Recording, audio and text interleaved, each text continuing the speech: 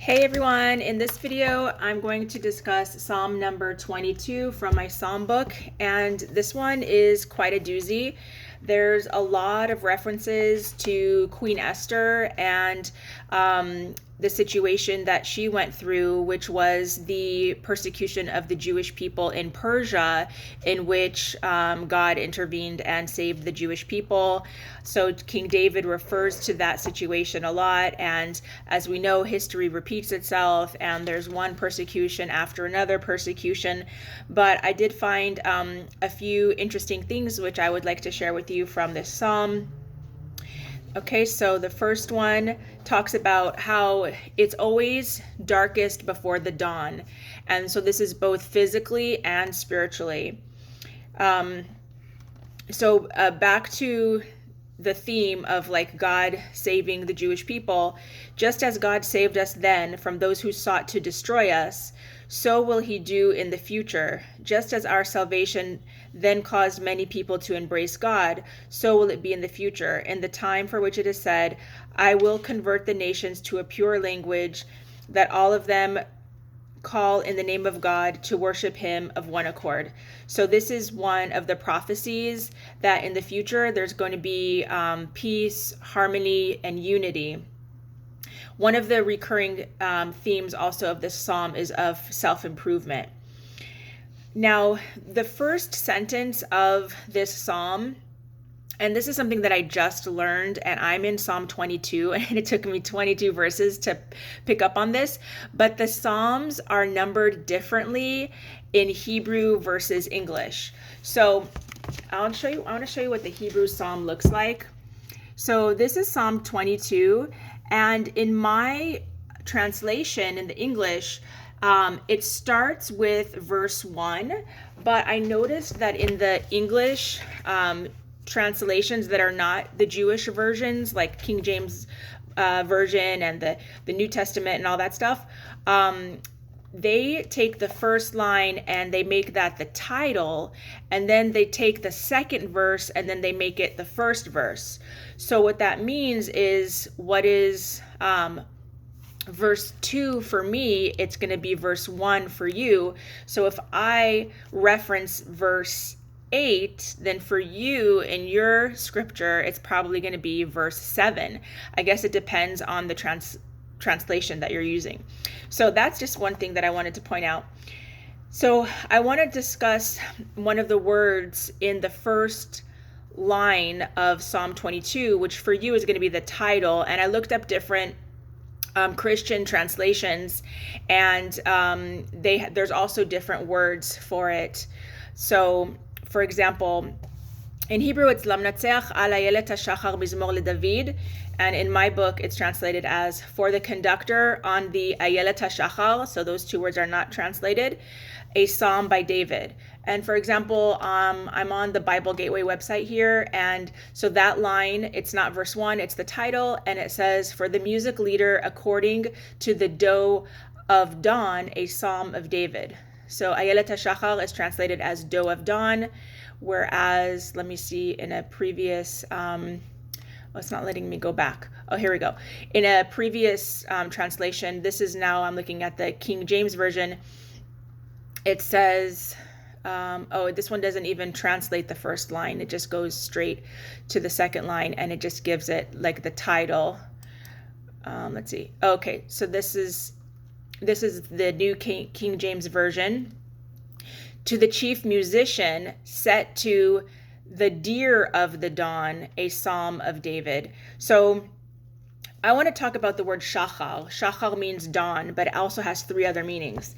So the meanings can be contradictory. So the first one is darkness, as in shachor. The word for black in Hebrew is black, is shachor.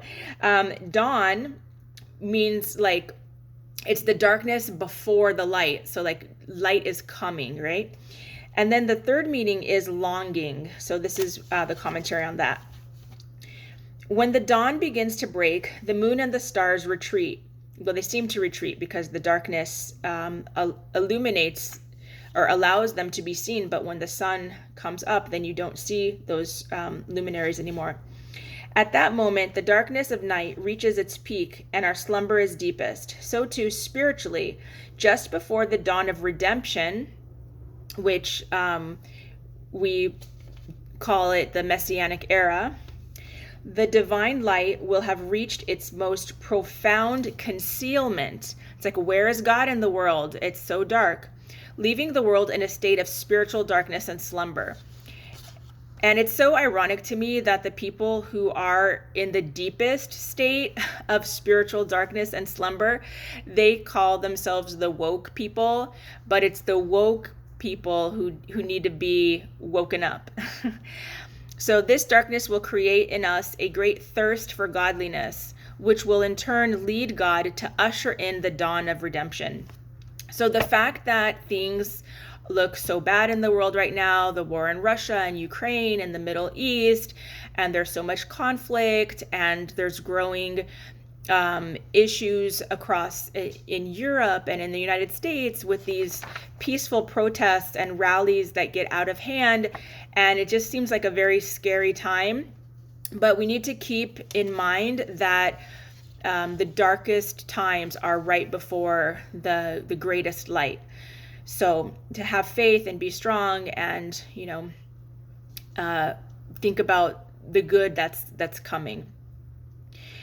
So then in Psalm 22, verse 14, so for you, it's going to be verse 13, I think. So the verse is translated as, they open their mouths against me like a lion that ravages and roars.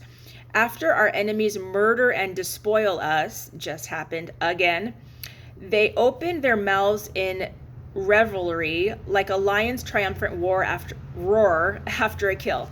So we saw this, that Hamas was dancing and parading in the street while they set a little girl on fire, and as she was like being tortured and killed, they're like, happy and singing and all that stuff. And that when they were in the midst of committing brutal, inhumane acts, which I'm not even going to repeat, it's traumatizing. They were recording videos and sending those videos to the victims' loved ones and social media outlets. So this is like a lion's triumphant roar after a kill. I mean, this is exactly the scriptures coming to life here. All right, so there's so much to talk about here, but I'm trying to keep these videos short and to the point. Verse 27 for me, which I think will be 26 for you. It's talking about the Jewish people who were humbled during the exile, yet continued to seek God.